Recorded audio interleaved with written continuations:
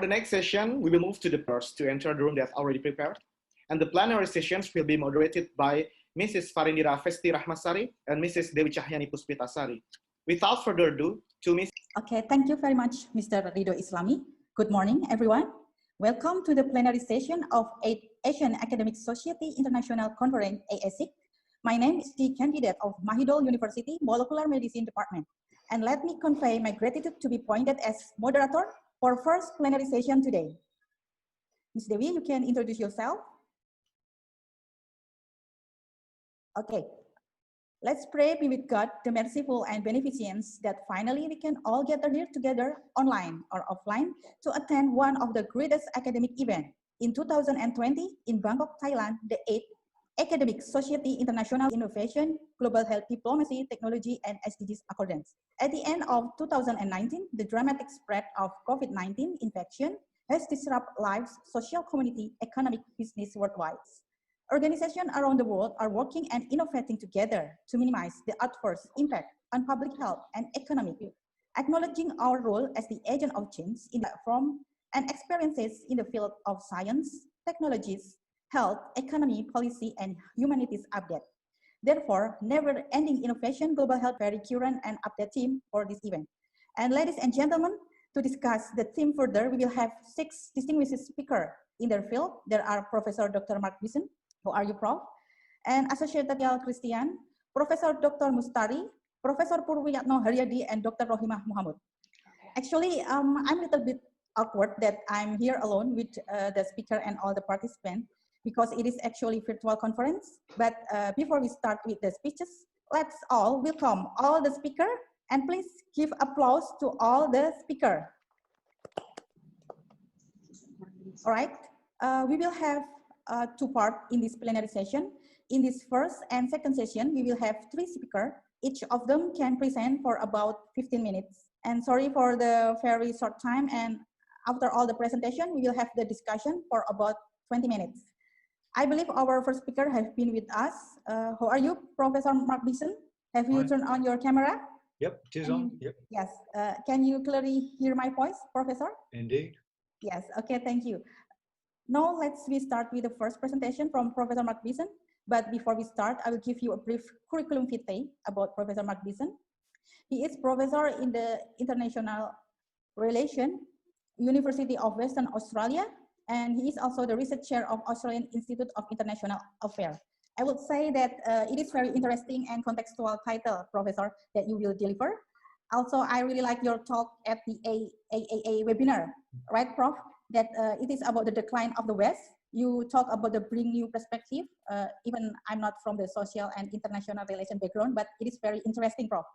And I'm just wondering how the politicization of problem, the absence of the cooperation and blame game in China and United States can affect the world, especially the Australia. And because at the beginning, lots of dispute about the exact origin of the COVID-19, how the China deal with it, and how about the United States too.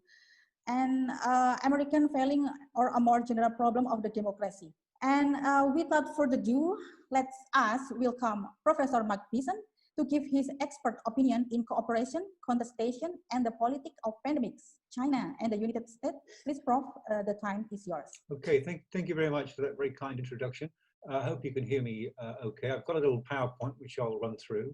And apologies for not being able to get the background image organized, I'm afraid, beyond my technical competence. But this is what I want to talk about the impact of pandemics on international politics, particularly amongst China and the United States. So let's just see if I can get this to work. Yes, here we go. I think the first point to make at the outset when thinking about this kind of problem is that it's not something that's uniquely associated with any one particular country, even though it apparently started in China. I think it's something to do with our collective relationship with the biosphere, with the environment, and the fact that we are encroaching on the environment in new ways and having an impact on the natural world that we didn't have before. And I think the likely transmission of pathogens, viruses, those kinds of things has been increased as a consequence of that. And I think this is going to be seeing more of these kinds of pandemics, unfortunately. But I think what's interesting about that is the fact that it's been politicized by different countries and political leaders, and there's been an associated sort of blame game and shifting responsibility to other countries and actors, which is unfortunate to say the least, I think. Now, one of the things that the pandemic has undoubtedly done is to shine a very harsh and revealing light on the different responses that different countries have had to be able to manage this crisis that is affecting just about every country around the world. It's a big test of the competence of the leaders and the internal governance structures of different countries around the world. And I think although China's response was initially what you might expect from authoritarian regimes, trying to cover it up and deny all knowledge of it, when they realized that wasn't possible, I think they responded to it very, very effectively and effectively shut down the virus as a major threat. The United States, on the other hand, a liberal democracy, has struggled to deal with the crisis and has become the most badly affected country in the world. And the question is, I think, how much of that is Trump, or how much of it is due to underlying problems that were already in place and existed even before Trump was elected. And it's one of the reasons why Trump was elected in the first place, of course, because there were these problems internal to the United States and political challenges that they weren't able to resolve or really manage very effectively. So I think the big question is about the capacity of democracies to respond to these things in particular, but is there a general problem with democracy, or is it something that's specifically affected the United States very, very badly? And that's an interesting and important question, it seems to me.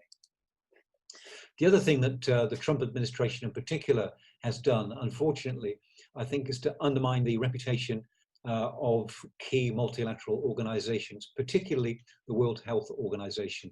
The Trump administration has got no liking or sympathy for or much support for multilateral institutions generally. And I think this has been most unfortunate at a time of international pandemic, when we need more cooperation rather than less to do something about this particular challenge. Having said all of that, I don't think there's any doubt that the WHO was slow to respond initially, was probably too keen to not upset China and to say anything that was likely to alienate the Chinese.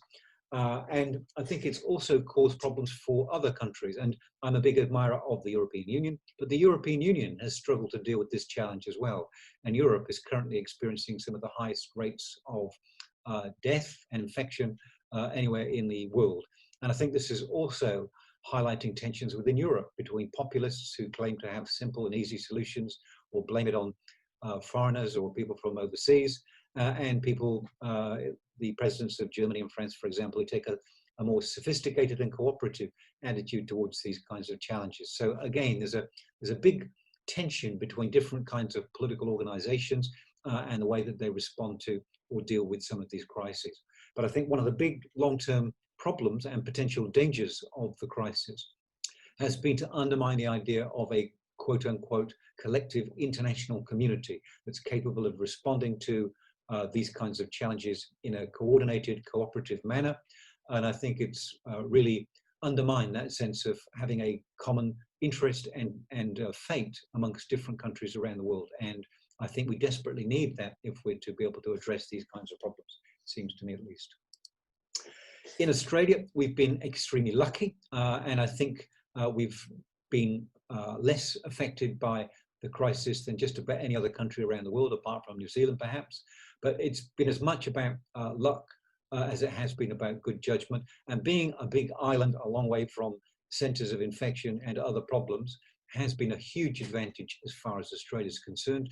But even in Australia, there have been major tensions between the federal government in Canberra and the state governments in places like Western Australia, where I'm talking to you from, to maintain internal divisions within the country, because they see them as being a vital part of the response to the crisis and defending Australia and parts of Australia from more generalized problems. The other thing that Australia has highlighted, I think, which is common to nearly every country struggling with this crisis, is the tension between economic goals and personal security. Do you open up the economy rapidly and keep the economy going?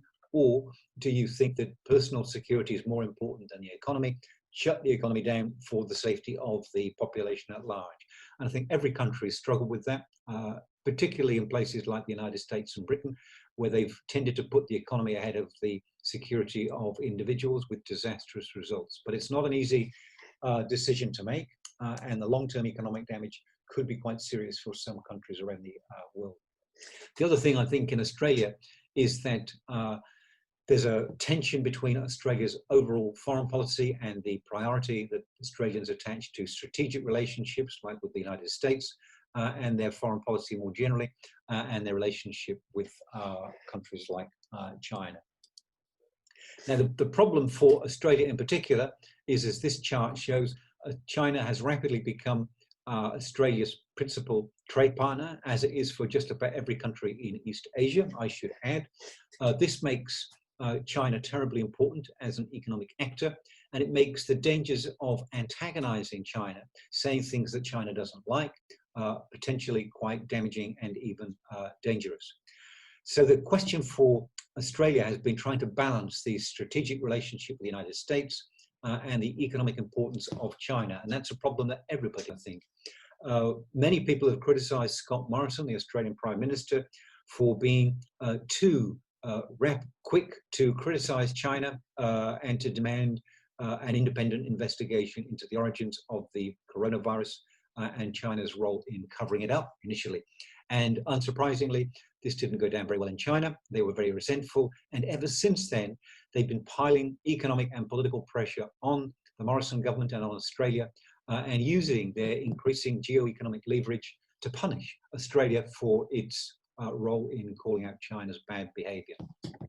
So there's a big question about how much influence middle powers like Australia, Thailand, Indonesia, Japan, and others actually have when it comes to resisting the influence of great powers like China or the United States for that matter, and how much influence they can actually exert, particularly when they try to operate on their own and don't try to form coalitions with like-minded, similarly positioned middle powers in which they could exert more influence, perhaps. But at the moment, there's no doubt that China is seeking to use its geo-economic leverage to punish Australia, and this is causing not only Australia, but I think a variety of countries to think very seriously about the nature of their relationship with China and the kind of vulnerability that leaves them open to, and the best ways of dealing with that. And I don't think it's any coincidence that that economic nationalism and independence has become a much more prominent part of international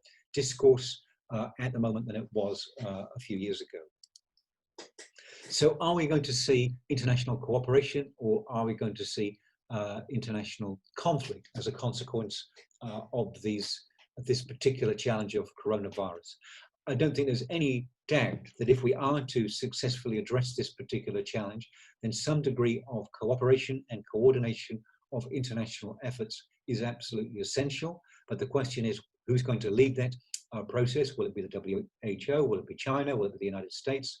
Or can states find the mechanisms and the political will to actually cooperate on some of these kinds of issues? I think the response to the creation of new vaccines to try to control the virus, which seems to be happening much more rapidly than people expected, is potentially a good thing, apart from the fact that the United States, and to a lesser extent China, have said that they're going to use the vaccines in their own countries first, unsurprisingly perhaps, but also use them as a tool of influence over other countries who want to get those access to those vaccines from the countries that are providing them.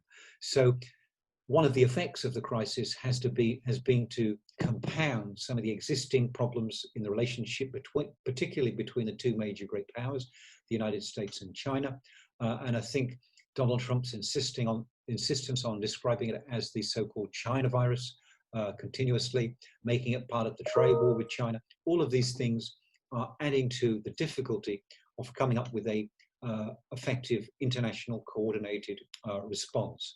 And the other thing that's happening, I think, at the strategic level is that countries in the region, which we are now beginning to call the Indo-Pacific rather than the Asia-Pacific or East Asia, countries in the Indo-Pacific are being directly encouraged by, particularly by the Trump administration, to align themselves in an arrangement that is designed to slow or oppose the rise of China to strategic prominence. So all of these factors, economic, geopolitical, are conspiring to make any kind of coordinated response to the challenge increasingly difficult, it seems to me at least.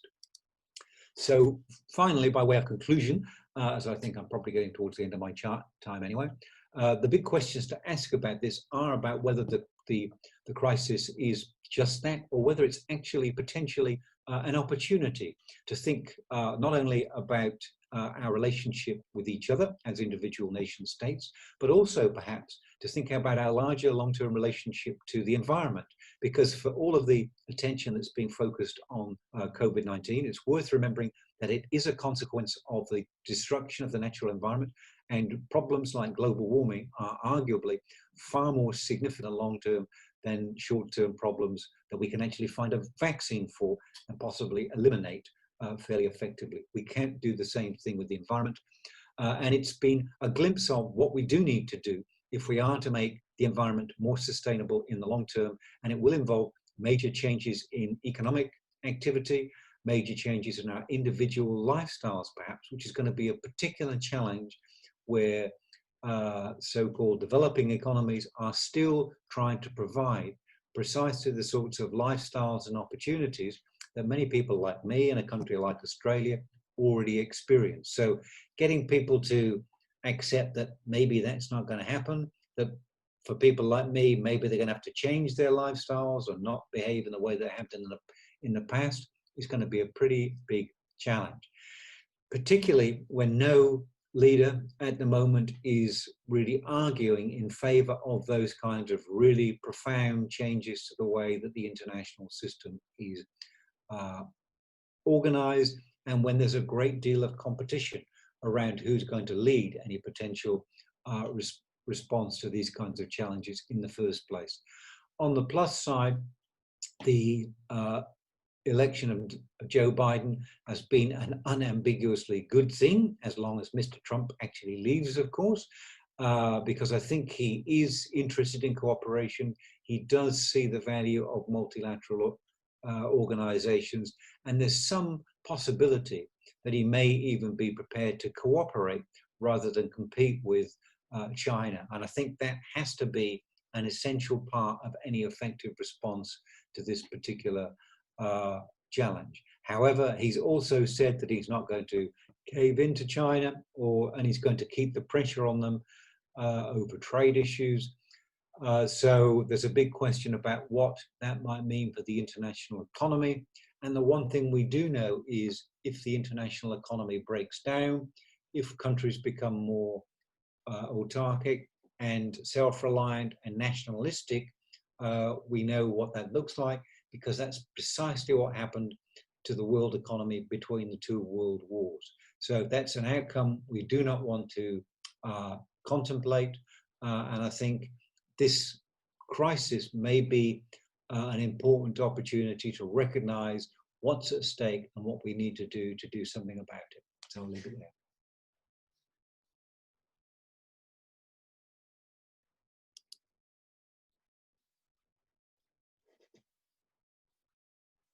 Okay, Professor Mark Wiesen, have you done all your presentation?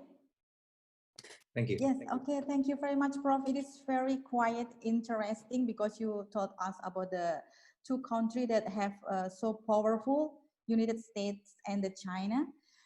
You told us about the crisis that present an opportunity of economic and environmental, and because of the two countries of the China and United States, they can use their geo-economic and international cooperation how to deal with this COVID-19 pandemic. Thank you very much, Prof, for your nice presentation.